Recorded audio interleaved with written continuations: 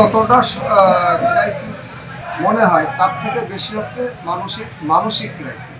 বাংলাদেশে তেলের কোনো ক্রাইসিস নেই। আমি সকাল থেকে বারবার আমার ফেসবুকে আপডেট দিচ্ছি। আমি আজকে পাইছিলাম 4,500 লিটার তেল। আমি 4টার সময় তেল নামাইছি 5, 6, 7, 8 মানে 4 ঘন্টায় 4,500 তেল শেষ। One parcel, more ways to send. Pathao parcel has expanded.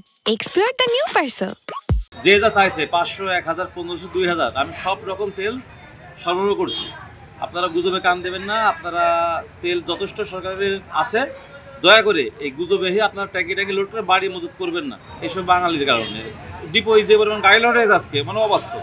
তেলের কোনো সংকট নেই, কিন্তু এই বাঙালি কমতে শুনে এসে সব ট্যাঙ্কি ফুল করে থাকলে তো এইভাবে গুজব ছড়ালে তো সামনে মানুষের বিপদ। কারণ সবাই ট্যাঙ্কি ফুল করে বাসায় যাবে। যে পরিমাণ বাংলাদেশে মোটরসাইকেল আছে কয়েক লক্ষ, সবাই যদি এমন 10 লিটার 20 লিটার বাসায় রাখে এবং ট্যাঙ্কি ফুল করে, এই তেল তো বাংলাদেশ সরকার পরে তো বিপদে পড়ে যাবে। যতটা ক্রাইসিস মনে হয় তার থেকে বেশি হচ্ছে মানসিক ক্রাইসিস। সেটার বিশ্লেষণ হলো তেলটা প্রত্যেকটা মানুষেরই, ম্যাক্সিমাম মানুষেরই তেল ট্যাঙ্কিতে যা প্রয়োজন হয় যতটুকু করে ততটুকু ব্যবহার করে।